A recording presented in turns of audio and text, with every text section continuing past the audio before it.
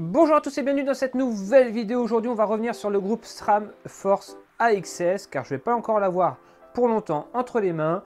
On a pu vous le présenter en détail, mais il y a un aspect que je n'ai pas encore parlé vraiment, celui de la connectivité avec un ordinateur ou encore un smartphone. À l'image d'un Shimano DI2 où vous pouvez prendre le contrôle de votre transmission pour le paramétrer, pour le personnaliser, le mettre à jour grâce d'origine à votre PC, et si vous achetez un module supplémentaire grâce à votre smartphone, l'avantage de la connexion sans fil du SRAM Force AXS, que ce soit le Force ou le Red, c'est qu'il a déjà une connexion sans fil. Cela veut dire qu'il va déjà pouvoir communiquer d'origine avec votre smartphone sans acheter de module supplémentaire, ce qui en fait quand même un atout plutôt intéressant. On va donc pouvoir décortiquer aujourd'hui son application, quelles sont les possibilités de personnalisation avec ce groupe Force AXS. C'est parti pour la découverte SRAM AXS mobile.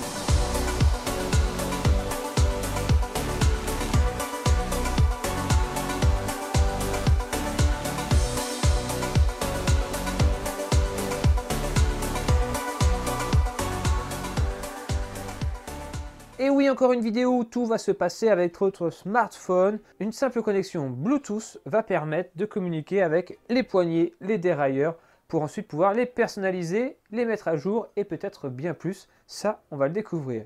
Donc il faut télécharger l'application qui se nomme SRAM AXS sur le Play Store. Ça se trouve facilement, bref, vous attendez quelques minutes et c'est installé. Une fois qu'on est à l'arrivée à l'intérieur, on se retrouve avec une application qui est quand même bien fichu, moderne. D'ailleurs, vous l'avez vu dès la page d'accueil, j'ai créé mon vélo, mes vélos, le trek de ma nacelle, que l'on peut alors modifier en changeant le nom, en changeant la photo, bref, un peu gadget, mais ça permet de créer un profil et donc grâce à ce profil de rentrer des paramètres que l'on va pouvoir mettre dans le groupe SRAM Force. A savoir que d'origine, le groupe SRAM Force fonctionne toujours de la même façon. On l'avait vu dans la première vidéo. Un appui à droite pour faire descendre la cassette sur la cassette. Un appui à gauche, ça fait monter. Un double appui, le dérailleur avant se met en action. Et on va voir qu'on va pouvoir personnaliser finalement toutes ces actions possibles grâce à cette application mobile. Sauvegarde le vélo et on va donc venir réveiller son groupe. Car le groupe n'est pas totalement détectable tout le temps. Si vous ne l'utilisez pas, il se met en mode veille, ça permet d'économiser la batterie. D'ailleurs, la batterie, on peut en parler. Ce vélo, j'ai déjà parcouru plus de 400-500 km.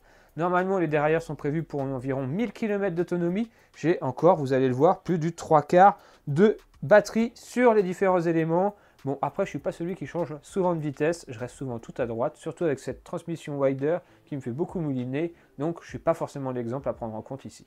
On va donc partir à la recherche des différents périphériques que compose le groupe SRAM Force AXS. Donc, vous appuyez sur rechercher les éléments et vous venez tout simplement appuyer sur une manette. Boum, ça va venir réveiller le dérailleur arrière et normalement, le dérailleur arrière va devenir détectable. Le voici.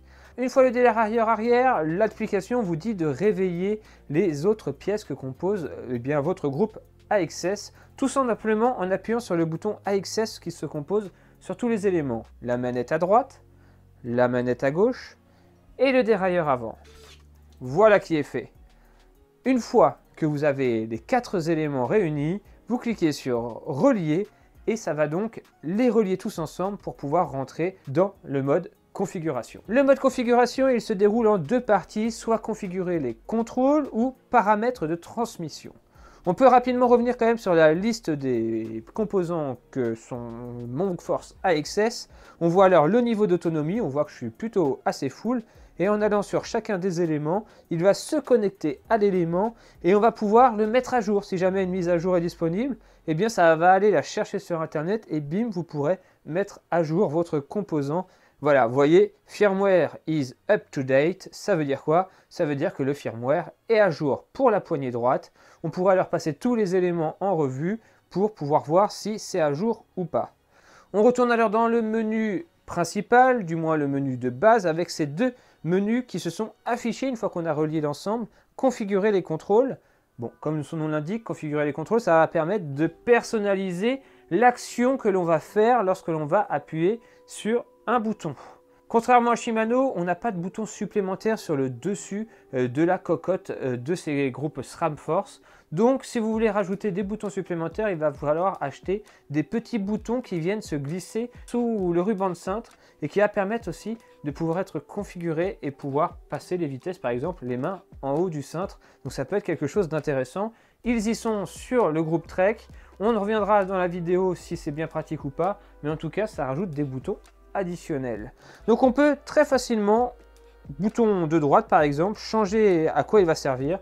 On peut faire en sorte qu'il serve à changer les dérailleurs par exemple, et hop, quand je vais appuyer, ça va changer le dérailleur avant. Honnêtement, les possibilités de modification ne sont pas folles, je trouve, et ne permettent pas de vraiment personnaliser beaucoup votre groupe Tram Force AXS.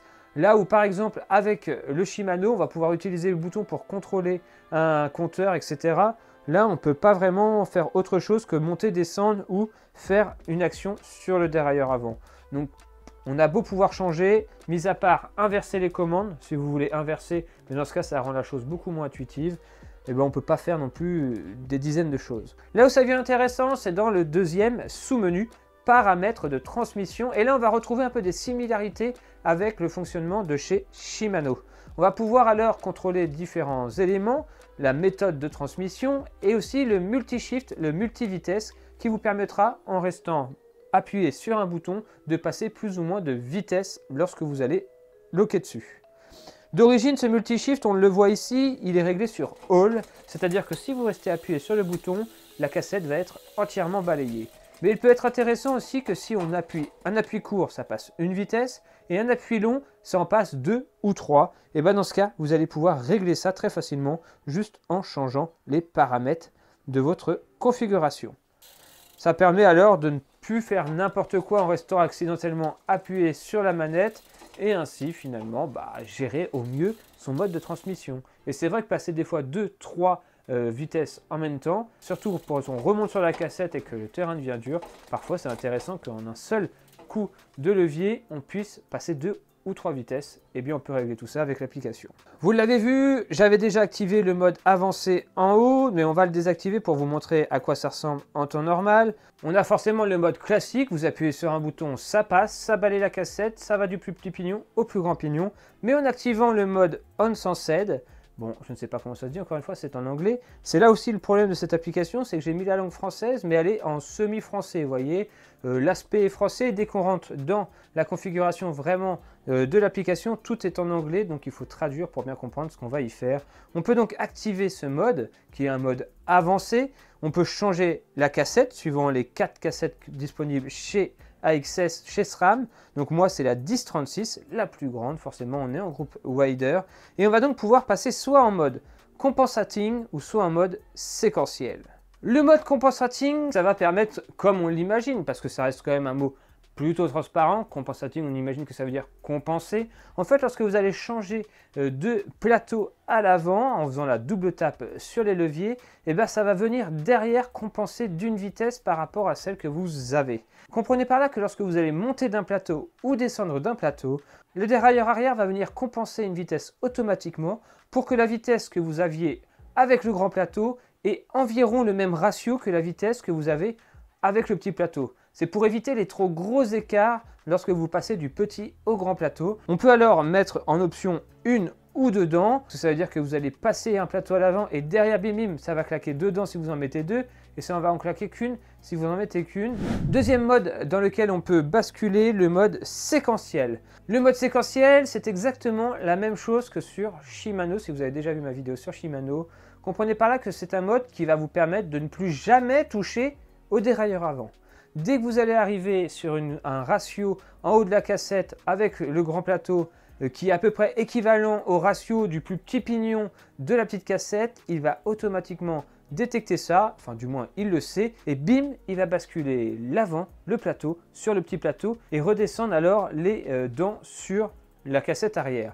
Inversement, vous êtes tout à gauche à l'arrière, vous voulez repasser sur une vitesse plus dure à l'avant, vous balayez les vitesses petit à petit, puis arriver quasiment en bas de la cassette, ça va détecter que le ratio est identique sur le grand plateau, ça va basculer sur le grand plateau, mettre la vitesse adéquate et ainsi vous n'aurez pas de perte de cadence. Vous voyez, vous aurez toujours la même cadence, vous n'aurez pas une sensation assurée à chaque coup de vitesse. Déjà, le 12 vitesses permettait d'étaler beaucoup plus efficacement sa cassette. Alors quand vous activez le mode séquentiel, vous allez pouvoir vraiment profiter, avoir la sensation de profiter d'encore plus que 12 vitesses. Vous aurez alors la sensation d'avoir jusqu'à 13, 14, 15 vitesses, vous voyez, là, sans se rendre compte qu'on passe en fait du petit au grand plateau et en gardant toujours un ratio de vitesse plutôt équilibré. Je vous fais des démos tout en parlant, vous allez comprendre rapidement ce que je veux dire. Et en fait, une fois que vous activez dans l'application les options, elles se mettent automatiquement dans le vélo et vous êtes prêt à utiliser ces différents modes. Petite astuce, si vous en avez marre de ces modes automatiques et que vous n'avez pas envie de repasser par l'application, vous pouvez activer ou désactiver ces modes juste en cliquant sur les petits boutons AXS qui se trouvent à l'intérieur de votre levier. Ainsi, un clic sur le bouton AXS à droite permet d'activer ces modes et un clic sur le bouton à gauche permet de le désactiver et de retrouver une transmission simple, une transmission où vous avez juste à appuyer et puis vous passez tout manuellement. Pas de passage semi-automatique et vous appuyez sur l'autre bouton et bim, ça réactive le mode que vous avez paramétré, donc soit compensating ou soit séquentiel. Voilà, c'était à peu près tout ce qu'on pouvait faire avec cette application SRAM, donc mettre à jour, vérifier l'état des batteries et personnaliser un petit peu son groupe pour le rendre un peu plus à son image, séquentiel, compenser, pouvoir déterminer un peu à quoi vont servir les boutons, etc. Bref, une application qui est quand même bien fichue et qui permet surtout de pouvoir mettre à jour, c'est vraiment ça que le plus important je trouve, mettre à jour très facilement ses périphériques en cas de nouvelle mise à jour et ne pas devoir passer par son PC, connecter des câbles, emmener son vélo à côté d'un PC avec une rallonge USB, etc. connecté, bref, là, il n'y a plus de soucis, tout se passe sans fil. Bref, c'était la petite vidéo pour vous montrer comment on contrôle son SRAM AXS grâce à une application mobile. J'espère que vous en aurez appris un peu plus grâce à cette vidéo. On se dit à très bientôt pour une prochaine. D'ici là, comme toujours, portez-vous bien. Ciao tout le monde, bye bye.